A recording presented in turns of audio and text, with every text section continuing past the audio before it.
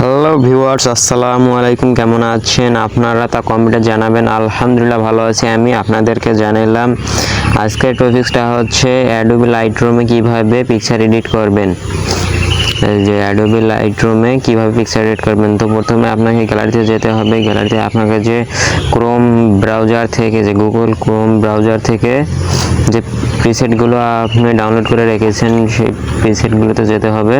তো এখানে আমি দেখেন অনেকগুলো প্রিসেট ডাউনলোড করে রেখেছি, যে অনেকগুলো প্রিসেট ডাউনলোড করে রেখেছি। তো আমি এই প্রিসেটটাতে ক্লিক করলাম। ক্লিক করার পর এখানে যে শেয়ার অপশন আছে, শেয়ার অপশনে ক্লিক করে দিবেন।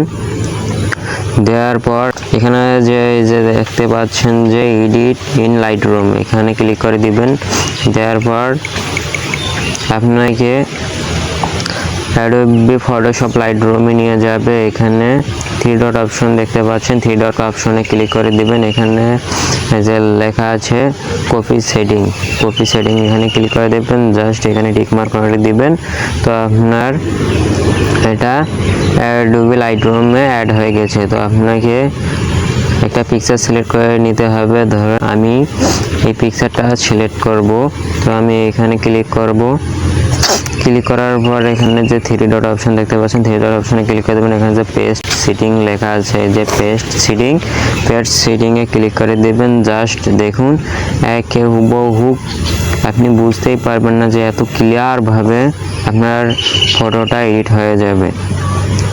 ভাই রে ভাই, কি অবস্থা দেখতেই পাচ্ছেন, কি ছিল আর কি হয়ে গেল, কি ছিল পিকচারটা, কি ছিল আর কি হয়ে গেল। জাস্ট একটু সময়ের মধ্যে পিকচারটা কি হয়ে গেল। তো এখন আপনার ফটো এডিট হয়ে গেছে, আপনাকে এখন সেভ করতে হবে। তার জন্য শেয়ার অপশনে ক্লিক করতে হবে।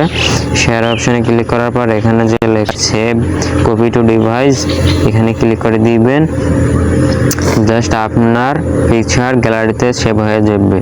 তো ভিডিওটা দেখে যদি একটু উপকার হয়ে থাকে তাহলে পেজটি ফলো করতে ভুলবেন না, এবং ইউটিউব চ্যানেল থেকে যদি দেখে থাকছেন তাহলে সাবস্ক্রাইব করে পাশে থাকবেন।